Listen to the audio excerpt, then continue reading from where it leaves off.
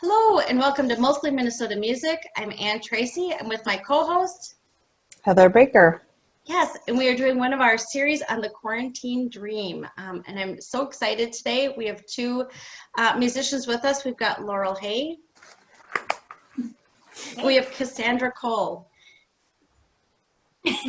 Nice. Thank you both so much for taking time to be with us. Yeah, thanks for having us. Yeah, and I guess maybe we'll just start by asking you individually to introduce yourself a little bit and let us know how you got involved in the quarantine dream. So alphabetically, I'm going to go Cassandra. Sure. I've always been a huge fan of Jessa's, and I had the opportunity to meet her when she had a few musicians over to her house and for us to network and get to know each other. And when I heard she got the diagnosis, I just wanted to help in any way that I possibly could, especially being a mom and just everything that she's having to deal with. One thing that's allowed me to help in any way is creating music. So I wrote a song for her, and then through the singer-songwriter challenge, I've gotten to know Laurel so well, and Ted as well, who kind of connected everybody and created this opportunity to create a project that can hopefully raise money for Jessa. And also we've had Ted and Ryan on the show before, so we've talked about kind of how they started a project saying let's all work together on something, and people really kind of came together like stone soup. And everyone had something to share, and then the opportunity to make the quarantine dream a benefit for Jessa. So it's, yes, thank you. And Laurel? So one thing I don't think that I saw in Ryan and Ted's interview with you guys was that Ryan and I actually have worked together in a special education classroom before in White Bear Lake. And so I met him almost 5 years ago now, and he actually opened for me at my CD release party in 2016. And then Ted is in our songwriter group, and I've known Jessa. She joined our songwriting group, I think on the third summer we were doing it, so it must be 4 years now. Wow. So like all these people just weaving together, coming together. But when I saw Ryan's post about musicians and that he and Ted were working on this, I was just like, well, yeah. And Jessa is the most amazing person, and I can't imagine going through all of this with all of everything going on. So I wanted to help in any way that I could, and I had a song in mind already as soon as they talked about the project. I didn't write this one after. I already kind of had it in my back pocket, and I just felt like it was a really appropriate place for it. I hadn't recorded it yet, so felt like Jessa was where I wanted it to land. Amazing. Now can I ask you to tell folks a little bit more about the songwriter group? Yeah. It's instrumental. Yeah, back in 2014, I was moving back to the Midwest from Missouri, which I guess some people would say is still the Midwest, but like I think it's like the South. You're in a safe crowd to say that. So in my travels to moving back, I actually connected with a local musician, Ben Tamandel, who is now my husband, and we started talking about this idea we had. Like, we were both songwriters, and we wanted to find a space where we could maybe be more motivated to kind of keep songs coming at a more rapid pace, because like sometimes when you're a songwriter, you just write something, and then maybe another 6 months later or 2 years later, maybe you write something, or if you're like Cassandra, you write like 7 songs a day, so you don't ever have a lull, but you need an outlet for it anyway. But so my dad and Ben and I have got this idea to do like a song challenge of some kind. And my dad, I think, had invited me to a song a week challenge for a year, and I was like, no. That's too much. I can't commit to that. Let's try like a summer writing session and see how it goes. I didn't want to do too much. So, so we made a Facebook page and just kind of shared it out and got some good feedback. And I think having Sarah Morris join us for that first year was really instrumental, just because she's so well connected in the music community in Minneapolis. And so she kind of spread it to her people. And over the years, it's just grown and grown and grown. And I've met hundreds of amazing songwriters through this now. And one of my favorite things is our live showcases, which of course we can't do right now. But that's the first place that I met Jessa back in 2016 or 17 at She Brewery. And she's like, her vocal is like Joni Mitchell. She's just, her arts, it's just amazing. So I was blown away by her right away. And she also has amazing hair like Cassandra. So jealous of the curls. Thanks, Laurel. Yeah, so it's still going. It's on its 7th year, and I don't think we're going to be able to have a showcase again, because there's a lot that goes into that with sharing microphones and stage space and all that. So that's a bummer, but it's been really fun, and it's been a way for people to still continue to write and put songs out there during this whole pandemic. We even had an extra 30-day challenge between our last 2 sessions. We do a winter session and a summer session, and we did an extra 30-day a song a day challenge. I think Ted did them all, but there weren't too many. Yeah. So the format, do you give a topic like on a Monday and then you get till Sunday, and do people then play for each other, or? Yeah, so in the original incarnation of it, it is Sunday you get a prompt, which is usually one word. Sometimes it's a picture, sometimes it's a task. If I'm feeling mean, it's a task, like go to the newspaper and find Mow a my newspaper lawn and write a song about it. Yeah, so, but I try to be creative, and my dad used to do a lot of the prompts, and Ben used to help me, but over the years, they've kind of fizzled out, and I'm kind of the solo leader of this, even though I still really appreciate any insight they still have. And Ben always helps me do sound at the showcases. But so you have a week to write a song about that prompt, and then you share it to the Facebook page with the world. Wow. But everybody knows that you have only had a week to write it, because that's how long they've had to. So nobody is too perfectionist out there, and everybody just really wants to hear the different take on the word or the picture and what that makes your mind think of. And then in the winter time, it slows down a little bit, and we give everybody 2 weeks, which is really just me being selfish because I'm a teacher and I don't have as much time when it's not summertime. So everybody's been very nice about that. That's great. Can I ask, you were talking about your dad.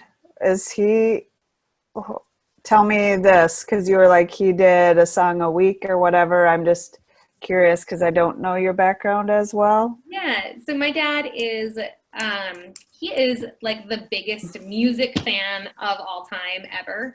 So he looks for music in all places. So he's dabbled a bit in songwriting, but I wouldn't call him a songwriter. And he's just learning to play guitar now. He plays a pretty mean harmonica, but he loves music, and he is like the guy you want at every show, cheering you on, because he is the one listening when everybody else is talking, and he's like, quiet, like, listen. And he's always just been such a big music fan.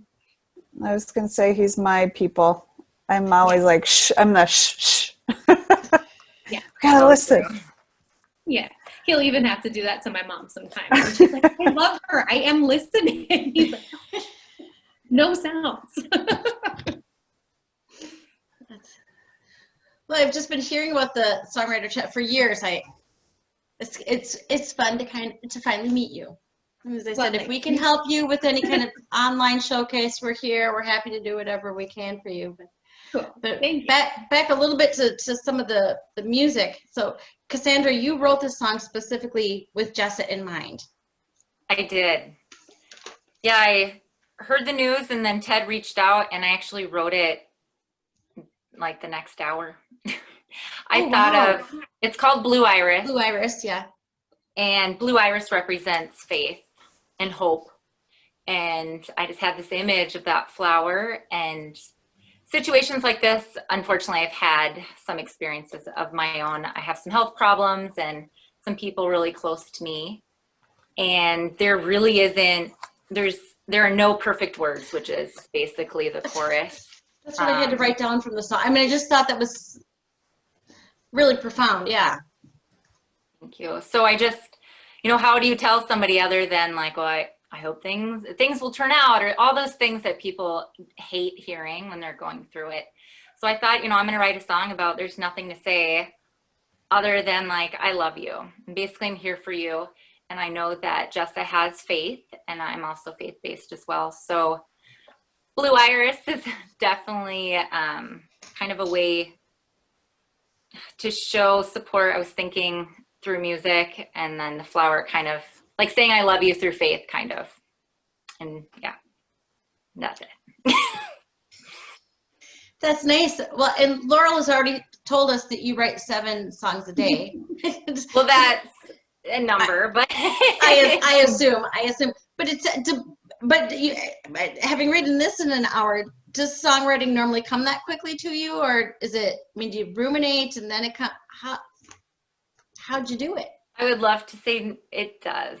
I'm saying not everything's worth recording, by no means.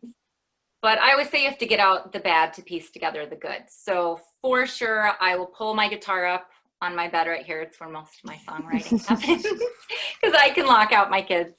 But I'll just start playing with chords, and then an idea will come. I'll typically write a song that's total junk.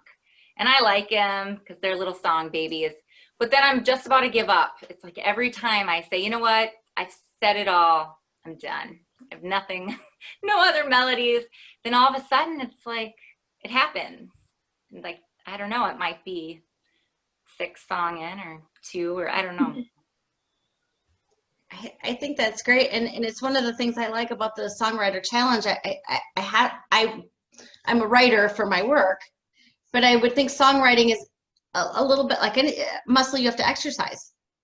You know, you put in your 10,000 hours and whatever. And yes, I've been songwriting since I was 6. But I carried a notebook with me. I always had like some sort of recording device. And I think your brain does naturally train its way. And through the songwriting challenge, especially with Laurel, it does. It makes you think quick, and your brain has to spit something out. Hopefully that sounds good.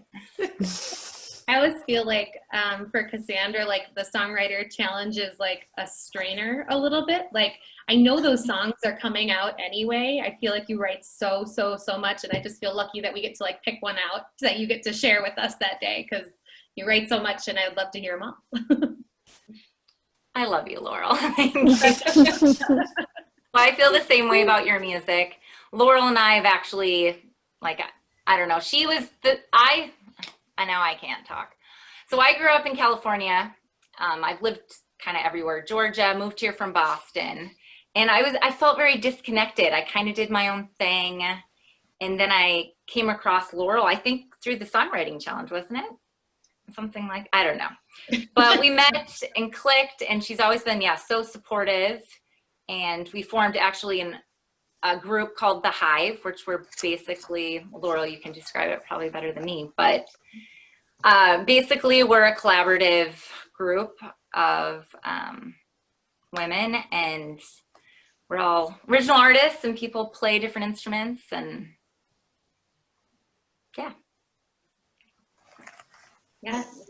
we're in the process of lots of things for the Hive. So it's the Hive Femme Collaborative. So just trying to be really inclusive with the music scene and making it happen.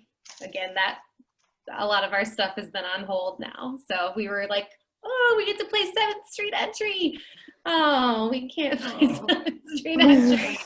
But we've had a really good time pulling people together and making little pop-up bands and big shows out of pop-up bands. And it's been a fun, creative process for sure.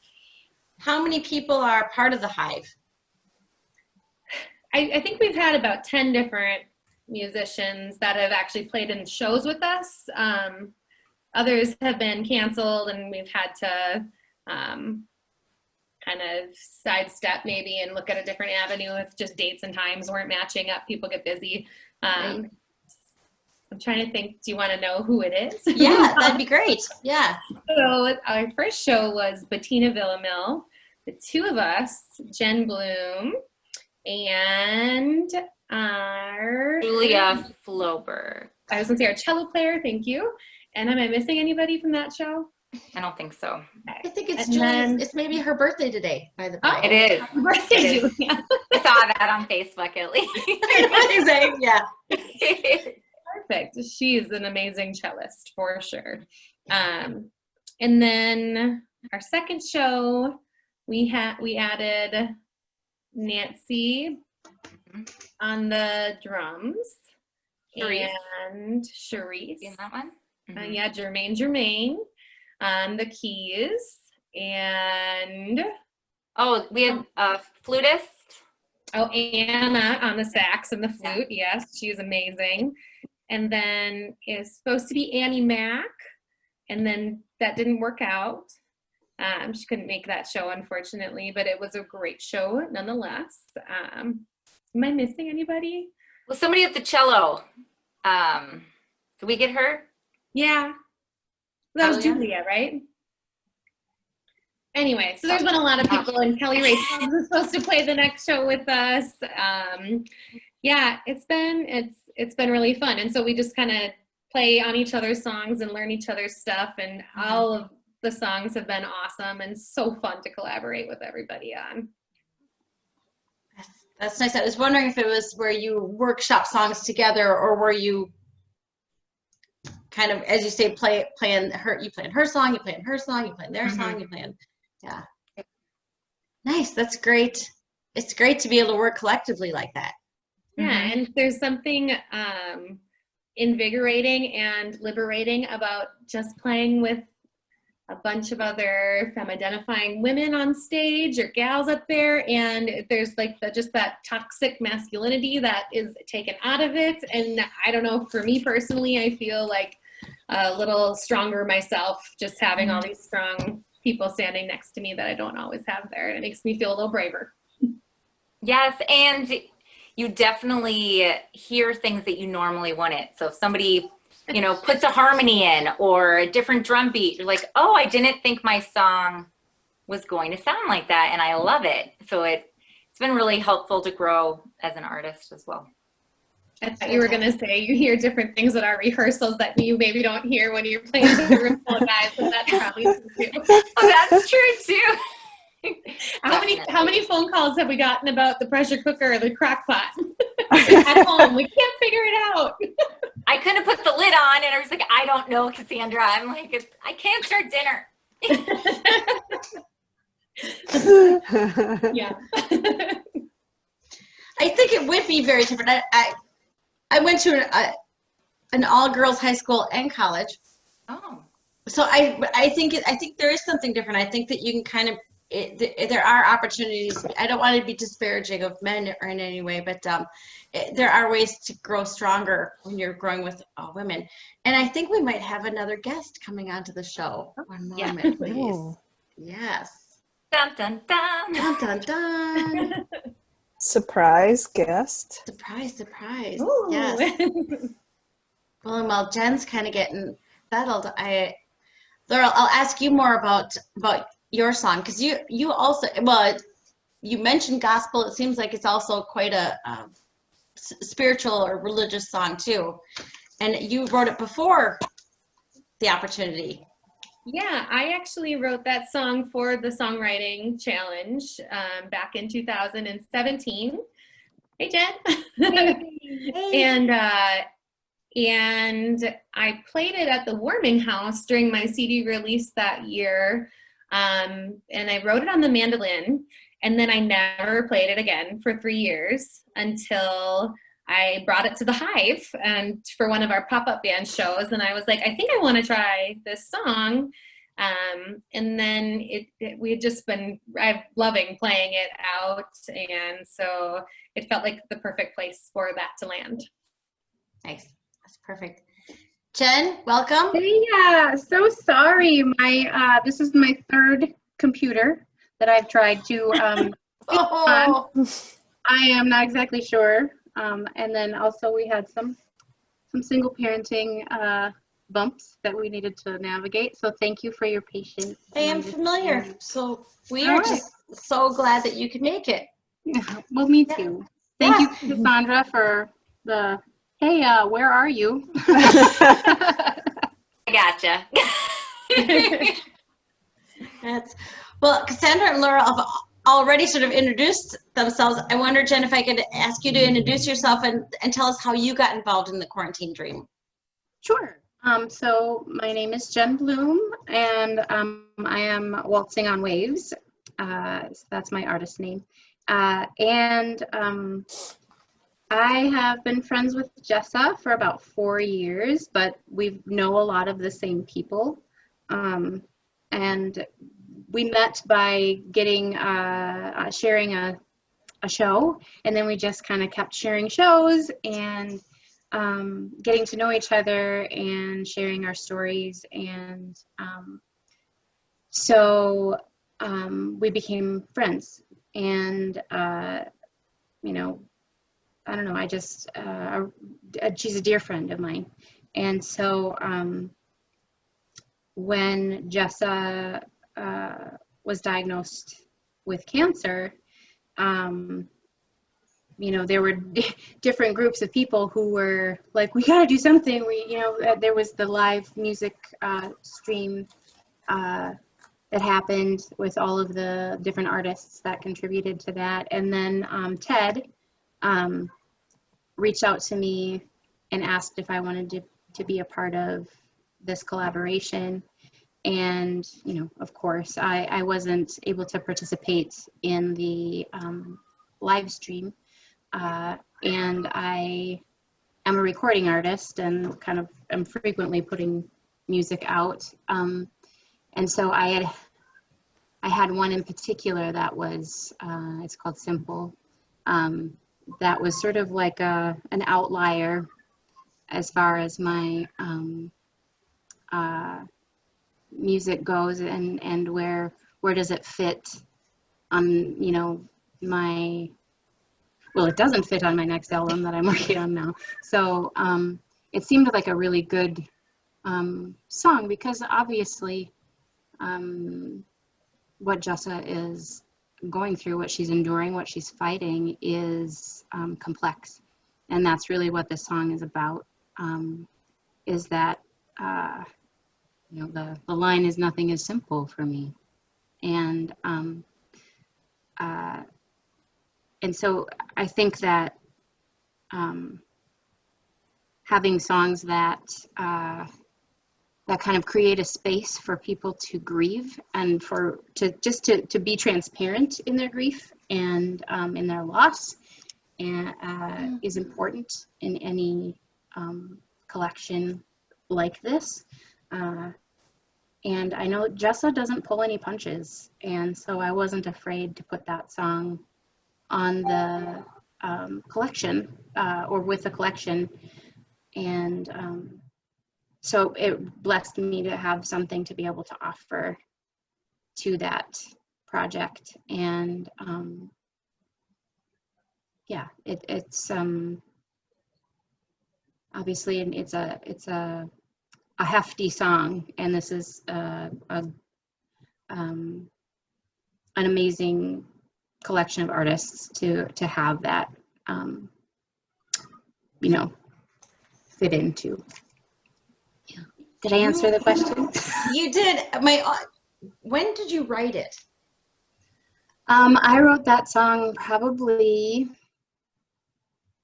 let's see, it's 2020. Is it still? Oh my gosh, it just keeps going on. Right? I think it probably wrote it 4 or 5 years ago. Wow. Because with the, I mean, it kind of starts with, please don't ask me how I've been. I wanted to ask right away because it's so fitting for the time we're in. Mm-hmm. Yeah, I think so. I think it's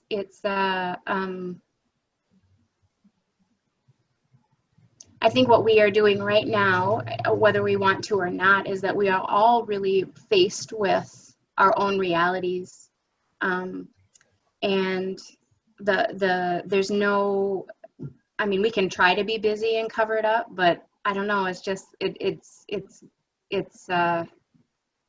the quietness and the reflection and the grief and the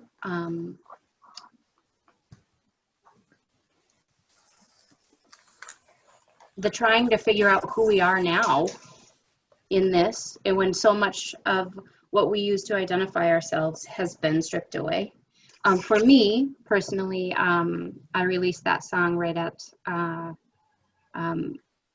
sort of with this time of having my husband had left me, and it was a very scary thing. And that's another reason for that song to be in this collection, is that, you know, Jessa and I were friends during her divorce, and then she was here for me at the beginning of sort of the coming apart of my or like when, you know, when stuff kind of gets to the surface and it actually is starting to dissipate. She was here, and she was a good friend to lean on in that. And so yeah, I just think that having songs that hold space for those really big questions and really big like revelations in our identity and what it was hinged on. You know, as I don't know, I mean, I'm a pretty introspective person anyway, but so I've been training for this. But yeah, I think this is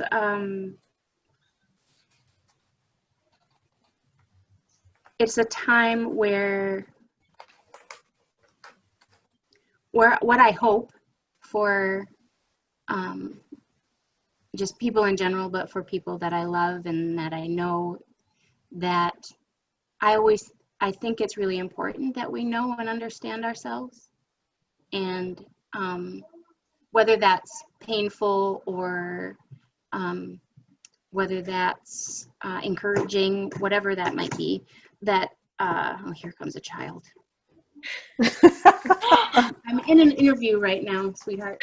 Huh, here we are. Can I just do this? Just this thing.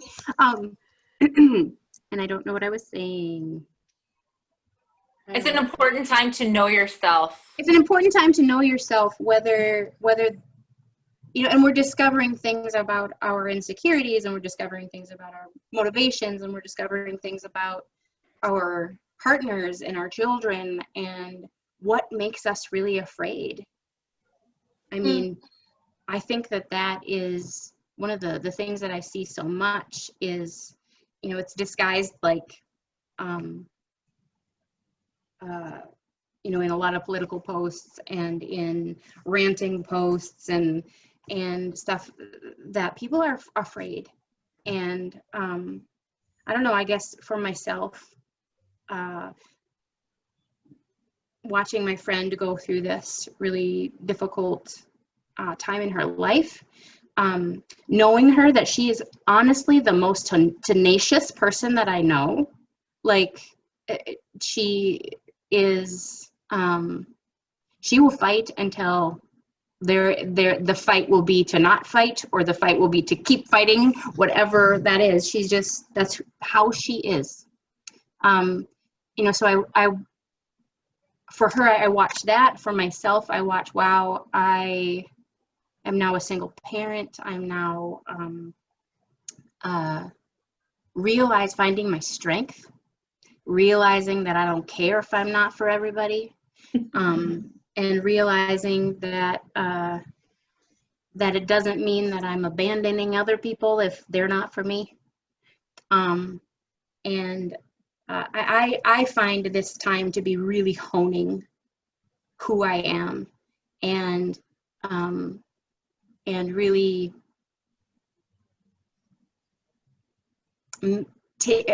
for me, when I can face the fear, when I know the fear is there, then I have a choice, and I can decide, do I want to be afraid of this? Do I want to be afraid of everything all the time anymore? And I don't. And so that song, I feel like, it just tells the truth. It is just, it's like, because I'm a person who shares a lot, and I am a very transparent person. And sometimes when you are like that, you can feel even more invisible because people don't know what to do with you. And so Cassandra's like, yeah. And so I feel like in this time of, my divorce, in this time of coronavirus, that so much of the fear and the peripheral stuff is just going away. And I'm so thankful for the slower pace so that I can look at those things. I can figure out, like, you know what, I don't care about academics. There I go. I said it. Sorry, Laurel. I love you and what you're doing. But like my kids' emotional and mental health is of utmost importance, as is mine. And so I'm thankful for this time, even though it's hard to believe. It's very surreal.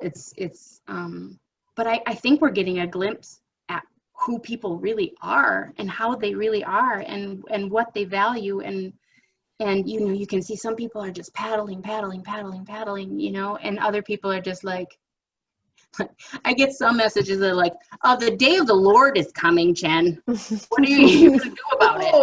It's people are all over the place, right? I have not gotten messages like that. You have not gotten messages. Oh, would you like some of my people? Is he coming via Zoom, or is he going to be showing up at the door? Do I need to wash my hair? Yeah. I'm pretty sure that probably only people in America think it's bad enough for the end of the world to be here. In other countries, this is what their lives are like all the time. And we're getting a taste of that. And that's another positive thing I think about the political stuff, the injustice, the uprising, that is happening for equity, racial equity, and like other places in the world, they are fighting that fight every day of their lives. They have tyrants as leaders, and they have criminals are leading their countries, and it's sort of like America's like, well, this is America, and I'm American. Did you notice that I'm an American and I'm suffering?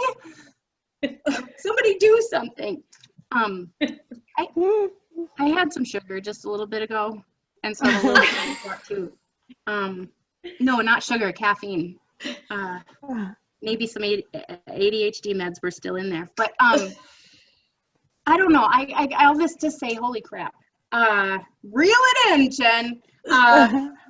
All this to say is that even though this is so hard and it is scary, and we're at a time of great unrest, that I'm experiencing it with so much hope for change. And I feel like I share that, that Jessa and I share that quality, and that regardless of where we end up in November, please, because nobody else is going to let us into their countries. But the pandemic, no. I'm just hopeful. I'm hopeful that the people that did take this time to get to know themselves, like the life that they will have, will be blessed because of the hardships that we're facing right now and the unrest. But people who are, still paddling around and just like, that are trying so hard just to bring things back into what they were, or to something that feels or looks familiar. I mean, what feels and looks familiar wasn't working. And so my hope is that enough will happen that a good deal of people will get real honest with themselves and get real honest with their families and their communities and their leaders, and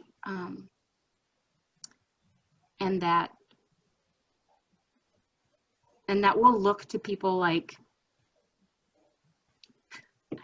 Indigenous people who did this just fine without us for a very long time, and look at what works, and that we'll look into minority communities and find, how have you guys been doing this? Well, you know, we've been doing it this way and it hasn't been working. What have you been doing that's working? How have you stayed together under such oppression? How have you raised up leaders and raised up artists and thinkers within this great oppression? Because our privilege and our greed has gotten us nowhere good. So I hope that some of those thoughts in the time of this pandemic will take it hold enough to bring some change in America. And what was the question? I'm sorry, what? Oh, You were asking what your favorite color was?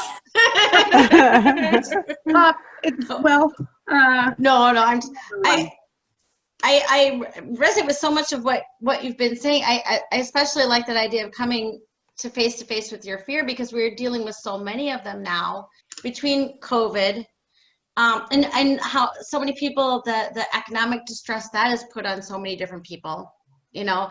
And then you take a look at the civil unrest, you know, and I think many of us live at least close enough to the Twin Cities, if not in the Twin Cities, to remember. I can remember sitting after curfew in my house, and during the day I go to protests and rallies. It's what I do. But at night I wouldn't. And I remember thinking, well, everybody needs to be safe and free, you know. And I'm like, I'm safe now because I am or I amn't, but I'm safe now because I've had to give up my freedom.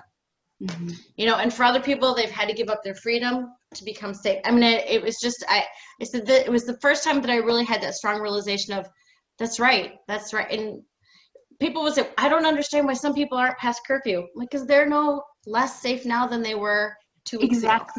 Exactly. I mean, I looked at, you know, people who were relying on their white neighbors to stand guard around their homes.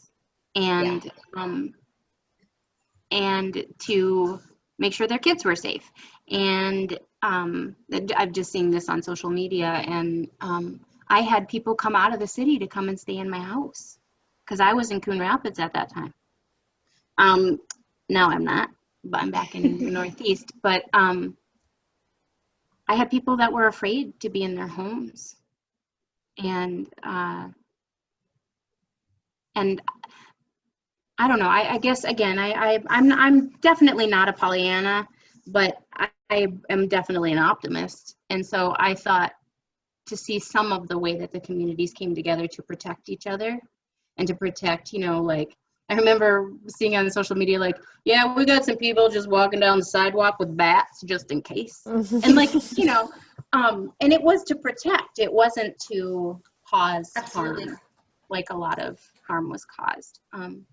But I like what you said about, you know, you pointing out that feeling of privilege and choice of like you could choose to go home and be safe, and there were a lot of people that have not had that choice in one way or another for their generations of their lives, and so I like that the way that the words that you chose. To be free and safe to be free. Well, and at the end of the day, I think we all want to be safe and free first and foremost. I mean, that, yeah, you know. Yes. Yeah. But then we see, and the same, you're talking about people rallying around for their neighbors. That is exactly what all of you have done with this album, is rally around for Jessa. Yeah. She's so done that. That is part of her character. I mean, I think about all the shows of all her colleagues that she has shown up to, all the organizations, all of the summits, the conventions, the conferences, and she doesn't just show up like hoping that they're going to put her on the performance list. She shows up and she's like handing out programs, or she's standing at a desk where people can sign up for things. This is a person who genuinely loves the music scene here and contributes on a level that I actually don't know anybody else who does. So I think it is good, and it is like beautiful that enough people recognize that to be able to put this album together. Yeah. And it must, Mel, any of you sort of answers, it must feel somewhat cathartic to know that you're doing something very directly, especially with something that you all do so well, to be able to use your talents and so very directly to support her. Definitely. And to know that it's like, I mean, I also just want to, is it Ryan and Ted? Is Ryan? Yeah. Like I just want to say to them too, like to give us the opportunity to be able to contribute in a way that's so true to us, and that was really a beautiful thing as well, to be given the avenue, to be able to give our hearts to this as much as, even though we're good at it and it's what we do. I'm really thankful for the opportunity and for the invitation and for the work that they did as well to make this possible. And it's for somebody, like I think about Jessa and I think about how much she gives, like how beautiful it is to watch her receive this too, has been, and to allow it to come into her life and to ask for help when she needs it. Like, I don't know, I really admire her. I think that who she is such a light, and that she's made her mark here, and I hope that she continues to be able to do that, keep making music and keep contributing, because she loves to do that. Yeah, I think when you say it feels good doing something, like it's just human nature, right? To want to like fix a problem. And this is a problem that we cannot fix on our own. So how can we possibly help? And I know so many people have given to her GoFundMe, keep doing that. And she's got her Amazon wish list, keep doing that. And this is just another way with the virtual concert too, that people can give back. But there's so many ways to keep giving to her still at this time. And I know, is she in Mexico right now still? Yeah. So. She's got a long journey still, whatever is coming. So keep all the donations coming and keep it all coming. Buy the album, because that's like the coolest donation ever, right? Definitely. We talked to her a week ago, something like a week ago, and which was it was touching for many, many reasons, and the least of which, Ted and Ryan hadn't met her before, and so they all met on that Zoom call, which was amazing, I thought. But then Jess had said she just was, we spoke on a Sunday, and whatever the protocol was, she hadn't had much medical stuff that day, so her day of rest and relaxation was listening to the album. She just said it, That's so good. I think I saw that little clip. She might have put it on Instagram or something. I was sharing that she listened and was really blessed by it, really encouraged, and yeah. It's just something tangible we can do instead of putting a heart on Facebook and saying what we're going to pray for you, which is still very important. But it feels good, as you had mentioned, to be able to do something that's within our capabilities and to show love and be the light to others, but to actually do something. And then feels empowering. and it keeps on giving. I mean, this is something that can stay and can sustain contributions, and so it's also a documentation of this time. And it shows really the positivity of humanity and so much darkness right now. You know, to surround ourselves with people that are like-minded, just wanting to be honest and support each other, I think is a really wonderful thing right now and needed. Yeah, I seriously can't imagine how much work Ryan and Ted put into this. Like, we just did one song. Yeah. They had to wrangle all of our frolicking stuff around where our songs were. And can you hand that to me? I need to get it mastered. You know, all this. I don't know, Jen, did you have yours recorded already? And Yeah, mine was recorded and mastered already. Okay. And so it was just kind of, I got to hand them a finished product, but Ted still had to like, Jen, so just wondering if you were gonna give that to us. And I'm like, oh yeah, I'm totally gonna do that. And then a week later, so Jen, just wondering, how's the progress on that? I have ADHD. And Cassandra, you got yours done really early on in the process. You went into the studio, right? I didn't realize everybody had all this time. Yeah. When I reached out to Ted, he said, you know, ideally I want everything by the end of this week. I'm like, oh my gosh, I need to write something today, record tomorrow. So I like got it all together super quick, and then many weeks passed. I'm like, I could have breathed. Like, so, yeah, I wrote it really quick. I had it to him within the week, which, you know. Probably my fault that it took so long. I was the worst. I bet Ryan and Ted would never tell you this because they are very, very kind gentlemen. But I was probably the worst. Like, they were emailing me all the time, like, hey, have you had a chance to do this? And I'm like, I can't even figure out my Zoom recorder at home. Like, I don't know what's happening. Ryan wrote some really cool synth parts and made this amazing collaboration, and I could never get my vocal to sound good at home. And so I was the worst. They'll probably tell you. She was the worst. No, they wouldn't. No, you know what they said? True. I said it must have been like herding cats to have so many people and doing all this. And remember how they're both like, no, it all just happened. It was so easy. Yeah. We never, That.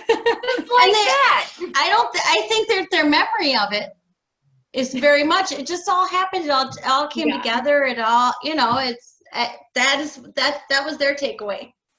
Well, I do have to say, in the end, I was so nervous that I was going to get some junk recording in my basement at home that I reached out to Eric Bloomquist over at River Rock Studios. And I was like, Eric, he did my album for me. And I was just like, dude, I need help. Like, what can I do? I need help. I need to make this sound better than it sounds, because my vocal was not sounding where I needed it to be. And it's kind of a tough song vocally. So to not be able to like punch in and patch in at certain areas, it was like, okay, I got to do this all in one take in my basement. And it's just not what I wanted it to be. So he was like, I will record it. I will donate my time for this amazing cause. And so he let me come in and record it. And so it's not just me, it's him too. He made it what it is and made it just awesome. Can I ask one question? Sorry, because I know we've talked to a bunch of people, and I know Ted and Ryan reached out to people, and you ladies being close with Jessa, how did they approach, like, for your song choice too? I know you picked, but did they just give you free reign, or did they go, I want Jessa to, because initially I don't know if that's where they were going right away, or maybe they've already thought that, but how you picked your song, if they gave you full. They just said, you know, we want to do this during quarantine. Let's collaborate. Let's put a product together and raise as much money for her as possible. But there wasn't a clear direction, which is one of the things I absolutely love about the album, because there's such a variety of different artists that have contributed. So every song is different and unique, but it also flows so nicely. So that's probably what they're referring to, of how it just kind of happened, because it's not like we had a topic, you know, you have to write on this platform, or we just did our own thing. Yeah, I think they were very much like they were they wanted the artists to represent something true that they would want to give, and without dictating any parameters.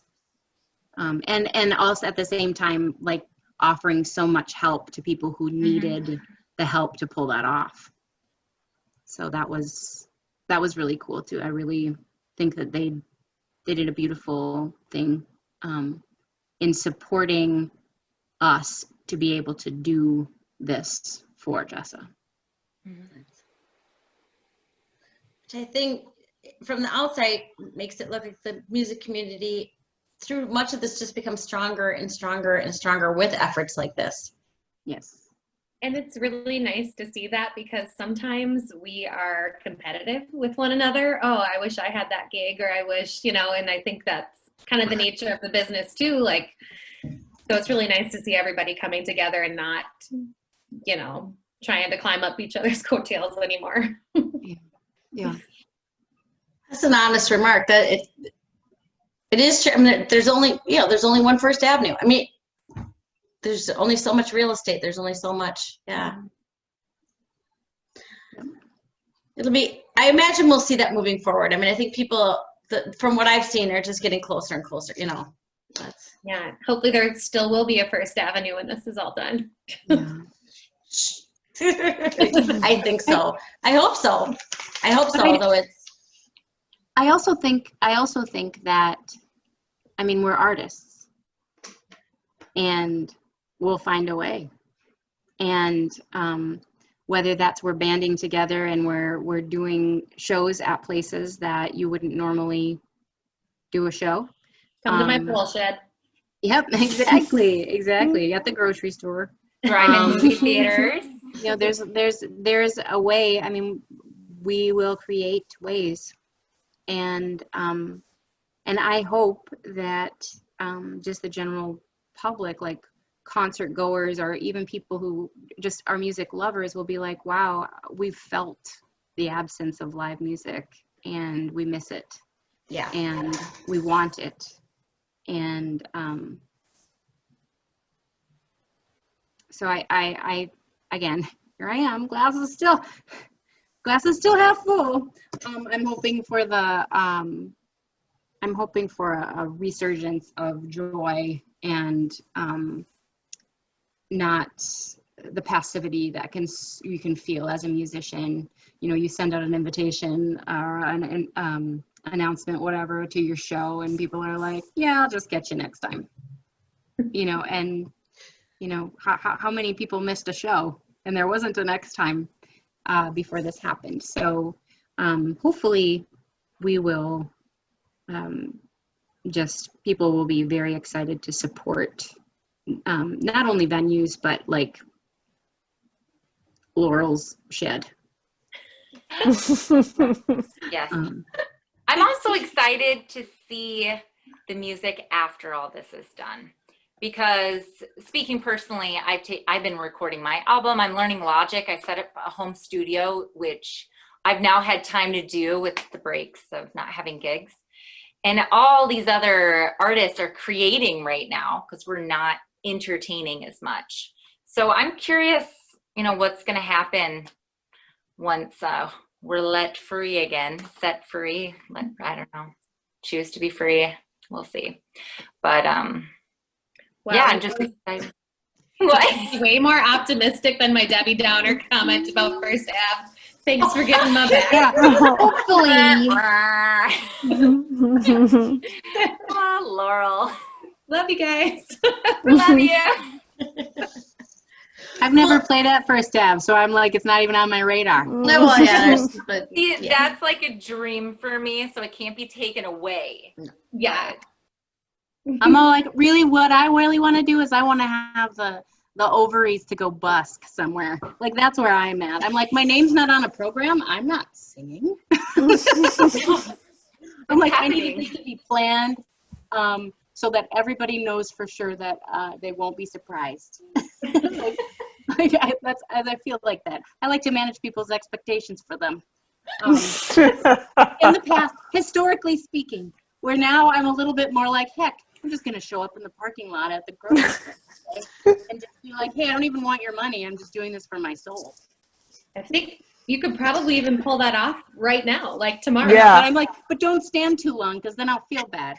Well, I will talk about playing strange things. For my birthday this year, I walked a marathon. I have summer birthday, so and I got a couple of musicians. So Liz Draper and brought some crew at the end of the Stone Arch Bridge, and she played. And I said, and part of it was because I was like, well, I want to be able to support live music where I can. And she wore masks, and I said, I can only stay for 2, maybe 3 songs because I'm walking a marathon, But she stayed and did busk for the rest of the day.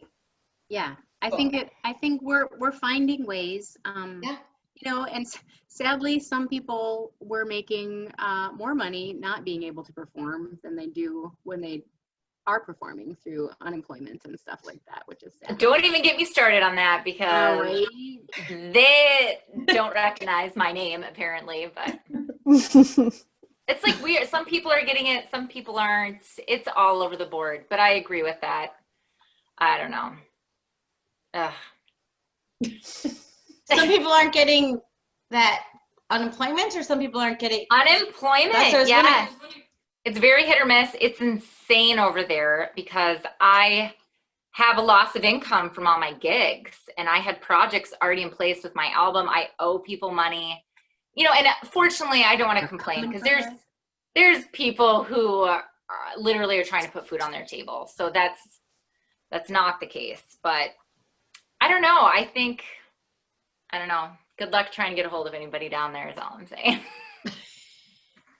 Well, I'm sorry to hear that. And that you've lost income. Well, I think we all have, I'm saying to some degree, but yeah, I don't know. It's a loss for everybody, right? I was really looking forward to this year for all these gigs that we'd work so hard to get, and it's a loss, but like you would put in a perspective, and it's true. It's just a small inkling onto a bigger picture, and I don't want to be peddly. Is that the word?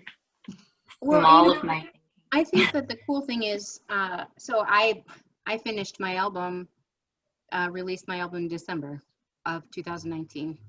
Was poised to finally go and do some touring, and then not only my marriage, but COVID happened. My marriage ended and COVID happened, and I'm like, well, so there's a lot of people who haven't heard my album. So guess what? I have a new album. It's still a new album. So good. It's a beautiful album. My kids know every song, by the way. We listen to it all the time. Thank you. It's in my car right now. Mine too. It's because I still have a CD player. We have CD players anymore, right? I do. I'm so like a in my CD player minivan. Walkman thing. So I feel like maybe that's cool. Like I get to have this album still feel new and still go when I can.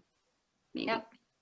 And I'll probably have a second album by then too. So Yes, you will. Hopefully my first one will be done.